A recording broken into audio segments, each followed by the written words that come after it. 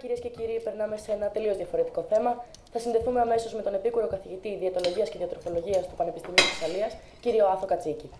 Κύριε Κατσίκη, καλημέρα σας. Καλημέρα σας, κύριε Σταυρίδη. Σας ευχαριστώ για την πρόσκληση. Διαβάσαμε πρόσφατα τα αποτελέσματα έρευνας του Πανεπιστημίου της Οξφόρδης, σύμφωνα με την οποία κάποιος που καταναλώνει μεγάλη ποσότητα κρέατος ευθύνεται για την παραγωγή κατά μέσο όρο 10 κιλών αερίου του θερμοκηπίου κάθε μέρα.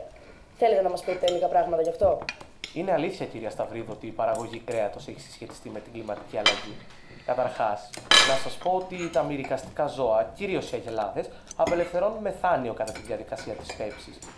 Το μεθάνιο, ως γνωστόν, είναι αέριο του θερμοκηπίου και μάλιστα παράγεται επιπρόσθετα και από την απεικοδόμηση των ζωικών αποβλήτων. Μάλιστα. Κατά δεύτερον, ο Παγκόσμιος Οργανισμός Τροφίμων και Γεωργίας υπολογίζει ένα ποσοστό της τάξης του 33% της καλλιεργήσιμης γης χρησιμοποιείται για την καλλιέργεια ζωοτροφών.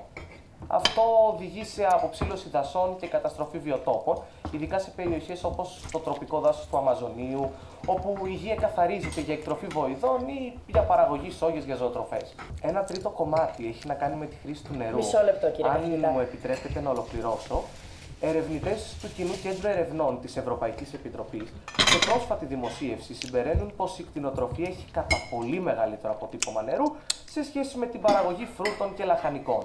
Στατιστικά βρέθηκε. Κύριε καθηγητά, μας λέτε δηλαδή πως πρέπει να κόψουμε το κρέας από τη διατροφή μας και να γίνουμε όλοι vegan? Όχι, δεν λέω αυτό, κυρία Σταυρίδου.